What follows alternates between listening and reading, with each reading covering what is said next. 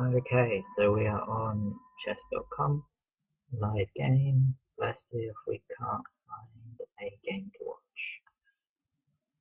So let's have a look here. Okay, let's jump into this position. What's going on? Black to move. White is threatening. Simply bishop takes e7, followed by bishop d5 check, wins the rook. So what's black going to do about it? But what's going on in the position as well? Let's just have a look. Bishop pair, open position. This looks very good for white. Yeah, this is very good for white. Bishop d5 check comes to mind. Trade off a pair of rooks, and well, maybe not immediately, but in a moment. Well, bishop d5 check might be a good start.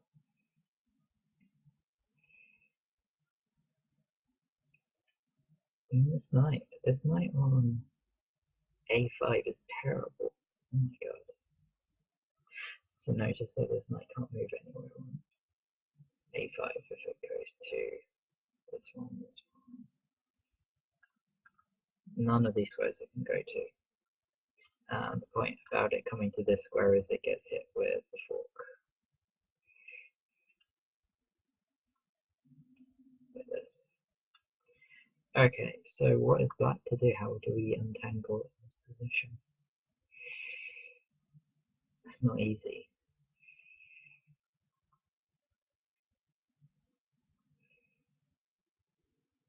Yeah.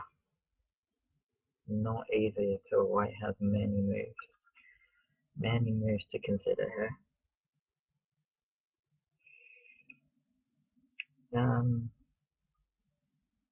What happens if you just double? Like, if I here, here. Bishop d4 is always a threat.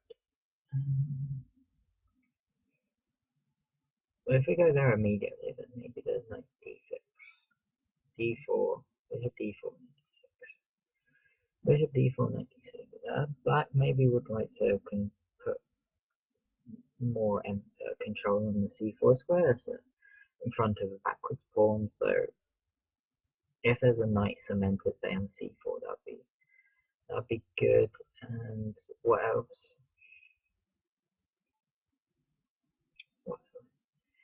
Yeah. So ideally, I think the structure that black would like to go for is b5, knight c4. So maybe b5 very slowly.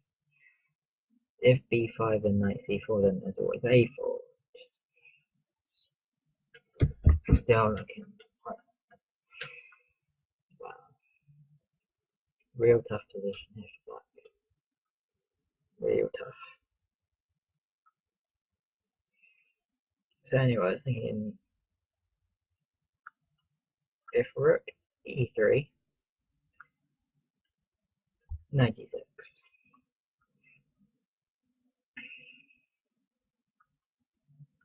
Bishop d5 check. King h8. Rook e1. This is what I'm thinking. I wonder if I can play this. If I can play what I'm thinking. No, I can't quite play.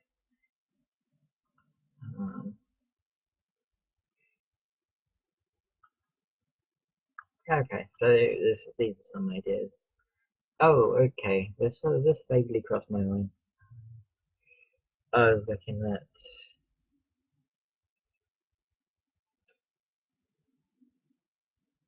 Oh, well, no, that's not even. I was thinking if bishop d4, king h8. If this kind of stuff occurs, maybe there's a rook fork, but this isn't a problem because rook on e8 is dented. I was looking at if this check, king h8, rook e3, you can't fork the bishops because there's the mate threat, and if you go takes, takes, then there's rooks on the scene. And these pawns in the centre are very good. So black is still in a very tough spot. So what was played? We had this, bishop h4. So the last couple moves were knight c8, bishop h4. And then we had knight to d6, bishop d5 check. There's only one option here, right? King h8. Yeah. King h8, you don't want to block with this knight, that's getting very nasty because you could. Oh, yeah, because the rook gets trapped. So, this is nice. This tactic that you play knight f7 leads to bishop e7 losing the exchange. Okay, where are we now? King h8, and how to convert this? How to convert this exactly?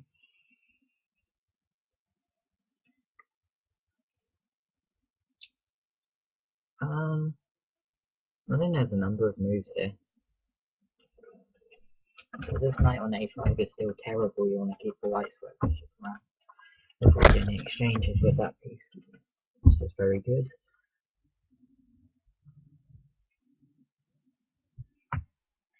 Looking at, I looked originally at rook e3, but it doesn't quite work here because the fork after takes. We could have taken a move earlier and had an extra tempo, so I guess that's one move to look at. But why would you even take it?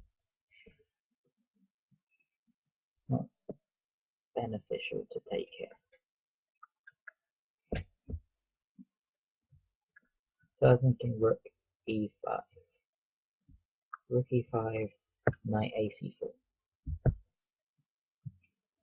Rook e5, knight a4. Using the c4 square. And maybe this is the point. Maybe the point is to get a knight to d6 and yeah, this is the idea. So how do we play around this idea?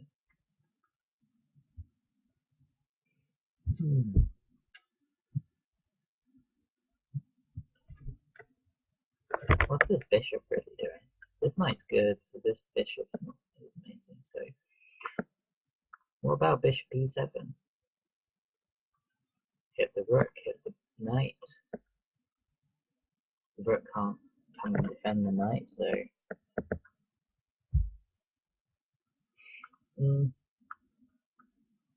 bishop e7. Ah, yeah. Maybe this is justified. Ah, yeah. This looks good. Oops. Yes, this is nice.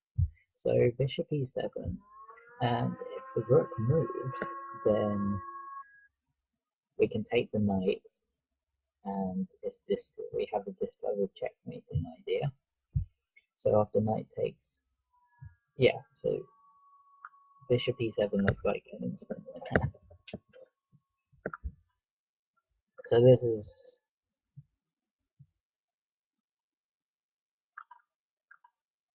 But bishop g3 was played instead.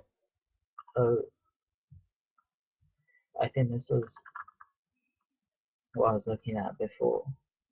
The bishop e7 looks better. I might check with Stockfish afterwards, and we'll see how it looks. So bishop g3, and knight ac4, knight ec4. Loses a pawn, but well, it doesn't lose a pawn, knight ac4, because if bishop takes, knight takes, then if bishop takes on here, then traps the rook. No, because rook takes, rook takes. I mean, at least you could be playing rook east, rook to c8. Yeah, knight here, bishop takes. Knight c4, bishop takes c4, knight takes c4, bishop takes c7.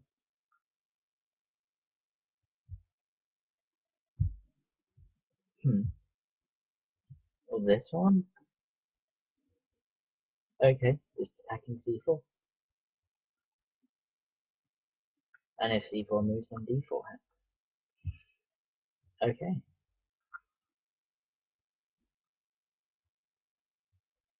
I feel like Vyashlev, he missed this bishop e7 move here. I feel like this is very strong bishop e7. Okay, anyway, I think it's time to look at something else. Yeah, let's look at something else. This game's going to be going on for a while longer, and I'll have it in my tab so we can come back to it in 4 minutes and see how it pans out. Let's have a look at a quick 3-0 game. What's this? Good knight versus the bad bishop. I really like the black side. Just from the pawn structure, but I haven't calculated any lines. Knight is coming to f4, can't be stopped. There's no invasion. And now, is there a sort of a zugzwang idea here? This pawn and bishop really have a good influence on the position.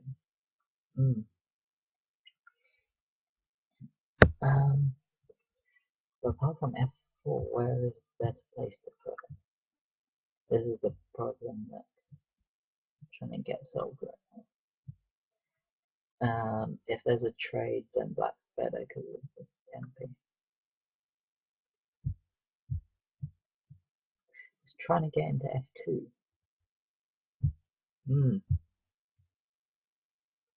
How do you get to f2? Oh, that's a fork. That's GG.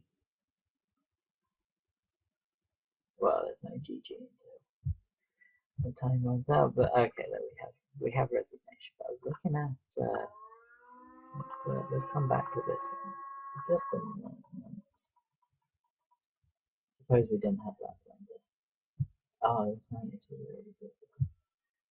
Yeah, this knight is completely dominating the bishop. Can't go anywhere. And it went here, and yeah, so you're not going to be playing a bishop move here, so instead, what do you play? If you play the king back, then the king comes in. Wow.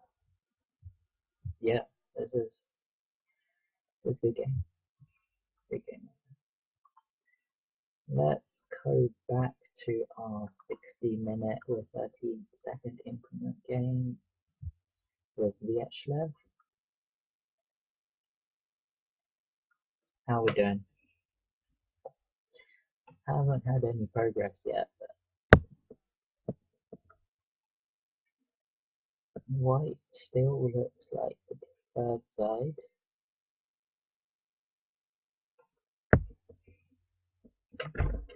But coming under some fire here. Okay, so the first point is if we play c4, knight takes d4. Knight takes d4, knight takes. Okay. I'm guessing knight takes d4 was the idea, and then probably after takes on c7.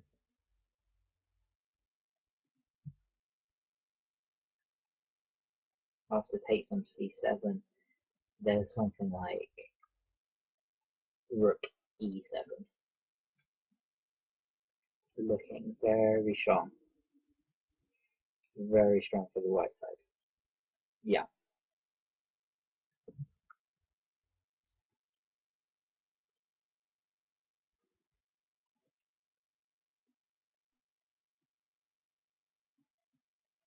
Any threats? I have something. Maybe a trick. And then put that one. I'm sure the Ashlev has got this all worked out. Bishop, rook to e7 looks like it's coming. Otherwise,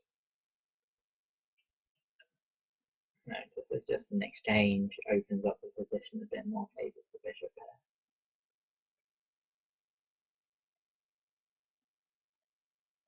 Don't have to worry about my f3 check. No. Knight f3 check. You take the knight and you can't recapture the bishop. You can't recapture, no.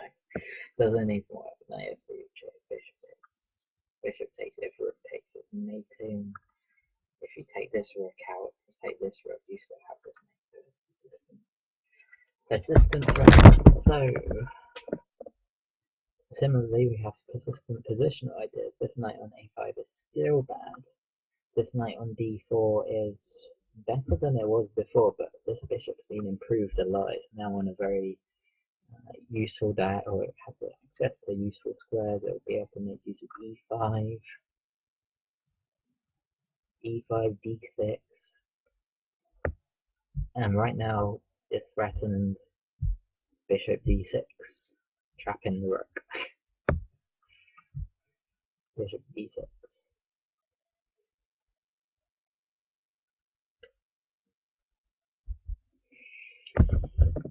Bishop d6, you have to start doing something a bit desperate. You have to trade off a pair of rooks, and this only favours white here. It becomes more technical.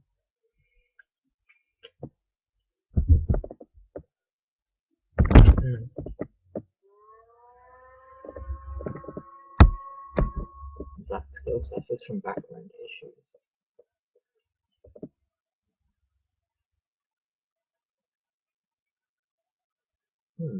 Knight e2 check doesn't accomplish much of it all. Knight e2 check, king d2 in better place now.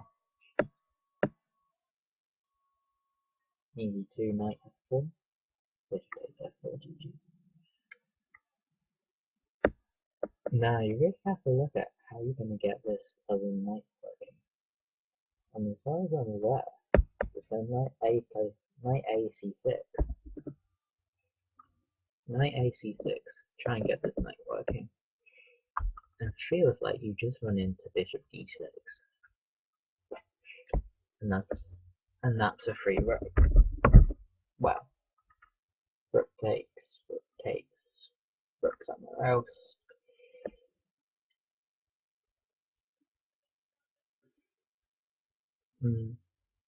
Okay, not quite a free rook, but you can just move the bishop.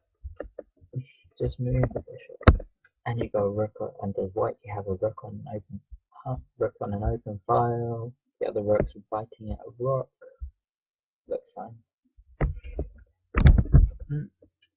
So still looks fine for white. And we're probably going to have resignations. Let's jump into another game. Let's look at something different. What do we have here? Heavy pieces. Is black getting mated?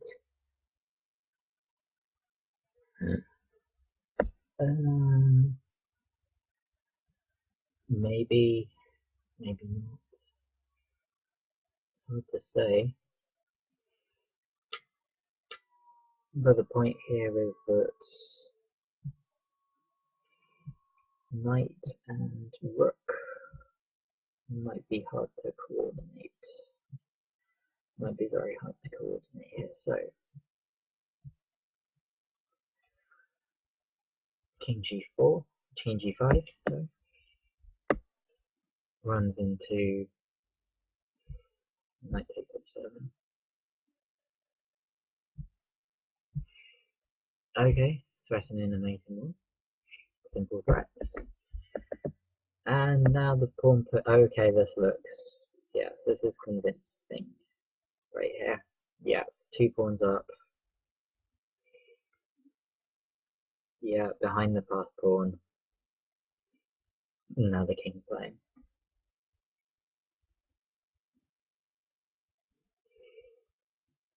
Yeah, okay. There's nothing to do here.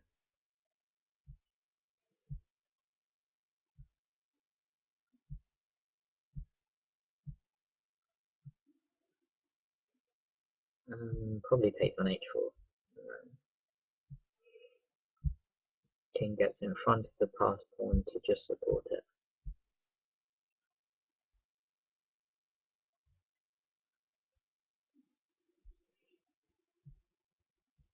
Oh, and now there's no way to stop this pawn.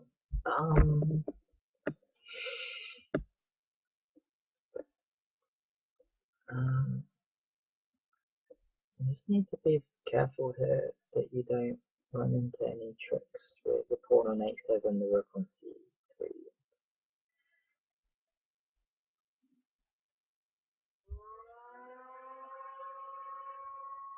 King's probably going to play to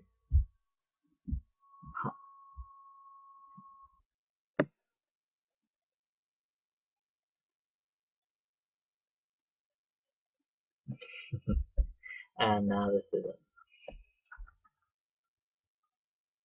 nice simple one here. So if black tries to give a check on d7, that just promotes, and it's fine. Okay, simple game there. Was there something to take away from that? It was a nice end game from the right side, converting that using that possible. So here, black tries to stir up something, tries to get the king closer. So something like takes, and then it's hard for the white king to ever get in. So this is why it's important to activate your own king first in the end game. Boom. Let's go back. So king f3. So comes up. And now maybe taking is not so good. After king here, yeah, after king f7, then white can just take, and black has to make a choice and concede the e5 square. So forever making progress here is white. Otherwise, what happens? We have this g5 move, make this king g7,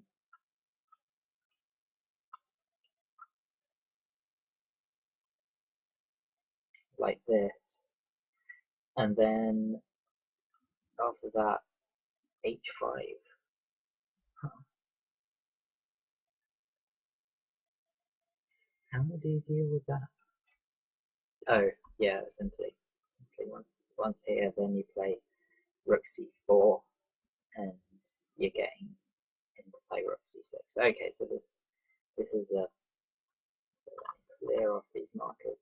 So if we had this kind of thing instead, this is probably what we see more naturally occurring.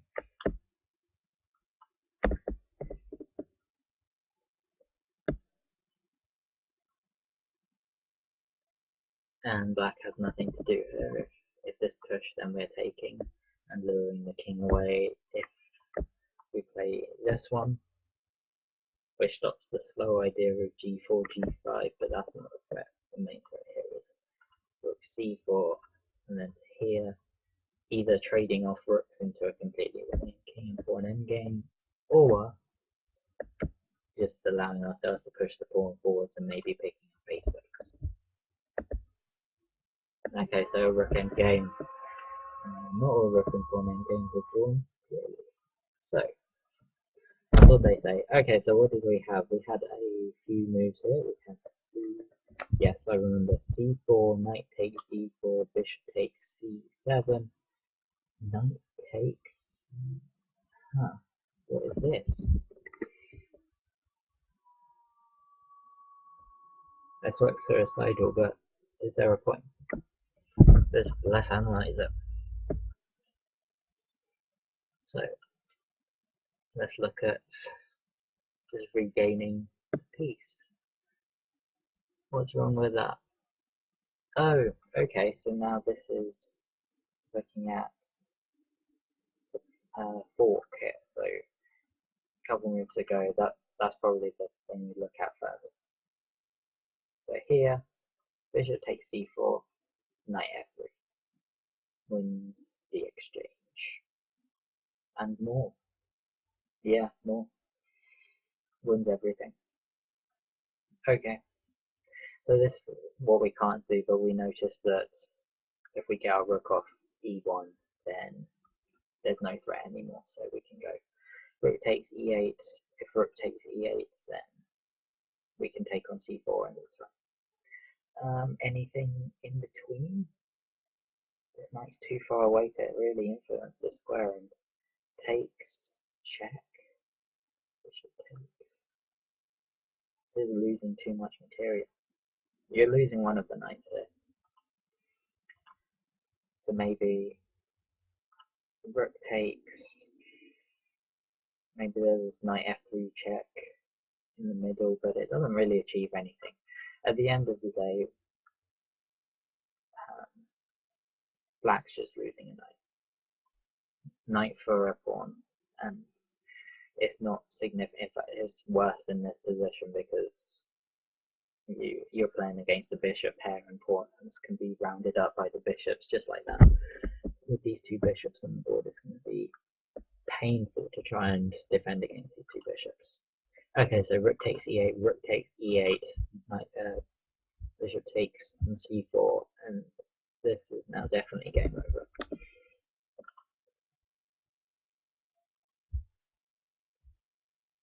Oh, okay, well, there's no this is sneaky, but rook d1, you're threatening the discovered. Oh, but then knight d, no, that doesn't work because you take it. But you could play no rook d1, rook d1. Okay, so take c4, alignment of the bishops. Okay, so this is something I didn't see immediately. Check. This one. Threatening to take the knight and then give some sort of checkmate.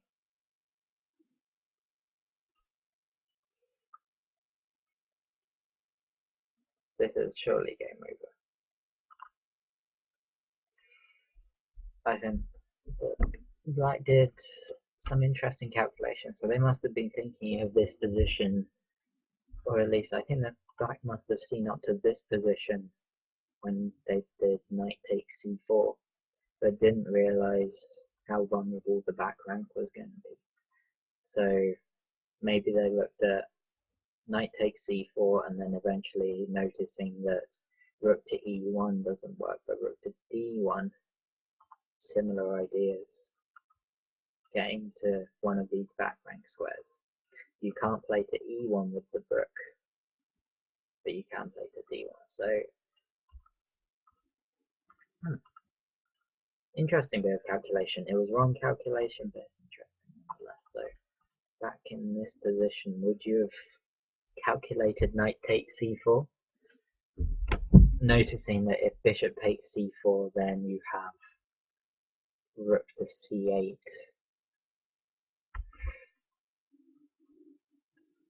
Ooh. Okay, so we have rook takes here. We're going to have rook takes d5, d4, and probably a resignation thereafter.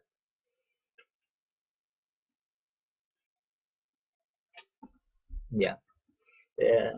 I guess if you're playing an FM and you're down a bishop, there's no contest there. Anyway, we've had some fun looking at some games today. I think that's about it. How did this one start off? This is a good question. I'm not going to look at it, but well, I'm not going to look at it straight away, but we're going to just look at this position where we started off and see if we can work out what position. So we saw the game from here. We saw knight c8. Knight c8. I was looking at this check immediately. this check, and then we looked at bishop e7. I think is best here, probably immediately winning, because once the rook moves away, bishop e7, rook here, bishop takes d6. Yeah, bishop takes d6. Rook e1, rook fe1. You recapture one of the bishops, you're running into back rank mates. So that was this idea. But then we had this interesting concept from the black side trying to complicate things with knight takes c4, noticing that once the bishops are aligned on the c file, we'll have this rook c8 idea. This is quite cool. Maybe in other positions it would work, but here it doesn't quite work because of the back rank mate threats. They're too persistent, so we have rook takes d4 and probably resignation. This is a 2010 player on chess.com, so they'll probably resign here, knowing that they're playing an FN. So I think it's about time. So anyway, thanks for watching.